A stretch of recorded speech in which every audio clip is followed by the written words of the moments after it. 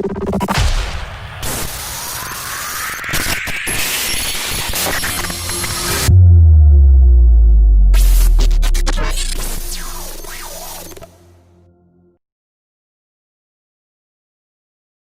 everyone, so 2020 sucked, but underneath the chaos and mayhem, ingenuity, creativity and technology were being used to address the biggest issues facing businesses today. We've also seen an increase in the adoption of technologies we've been waiting for a while. Here's what to look for 2021. First is our ability to create collaborative, real-time, real-world simulations, in this case, using Omniverse from NVIDIA. Now, NVIDIA are primarily focused on that collaboration happening within a 3D production pipeline, but it can equally be applied, and we have the skills to apply it to create real-world simulations and collaborative experiences between brands and customers. And when you see that level of detail and realism, it's easy to understand this is just as impressive on a flat screen as it is through a headset.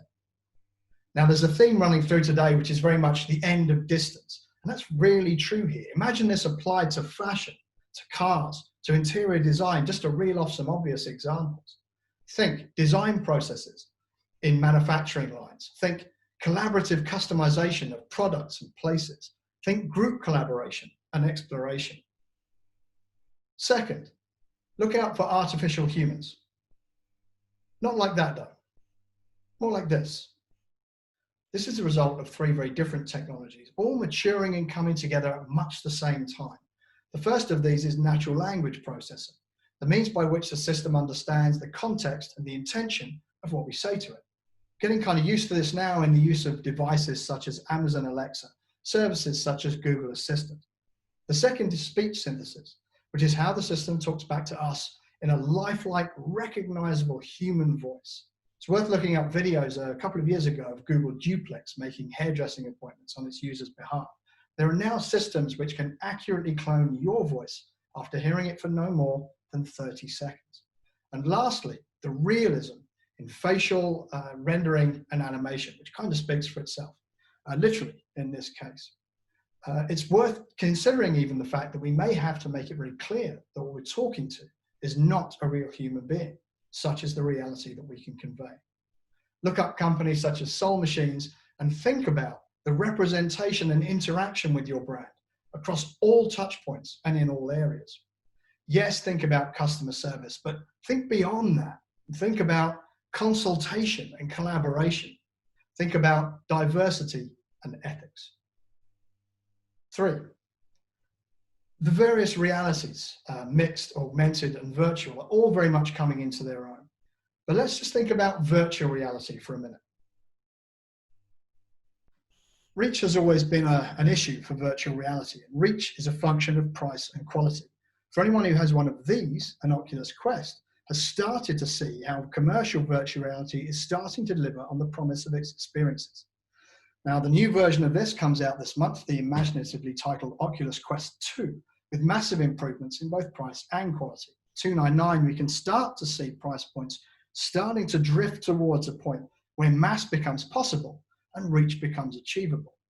Phenomenal experiences such as the Microsoft Flight Simulator, and to things as extraordinary as this virtual reality modular synthesizer music creator really demonstrate the power of immersion. The opportunities for brands are endless, from real-world simulation to the truly out there.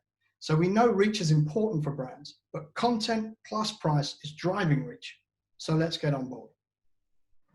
Inevitably, we come to artificial intelligence. We can't just say, look out for AI.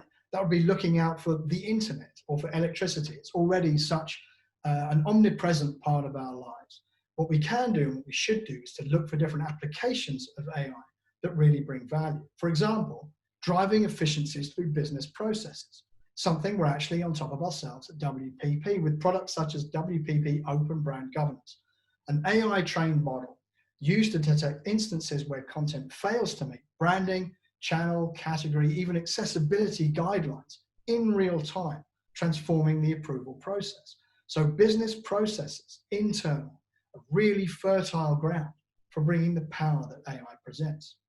A totally different application of AI comes in the form of the snappily titled Generative Pre-trained Transformer 3, more commonly known as GPT-3, which is an AI model used to write human-like text. Now, this actually created quite a stir last year, even writing this article for The Guardian, except that it didn't. Cast your minds back to IBM Watson creating this trailer for the film Morgan, or for a neural net called Flow Machines composing a piece of music for Sony. That's enough. The real story is much deeper than the superficial headlines suggest.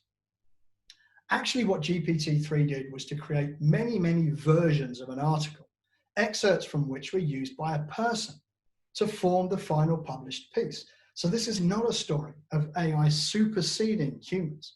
This is a story of AI collaborating with humans in a creative context, which is a far more inspiring and positive story, and one which really should give rise to interesting conversations with brands in all fields.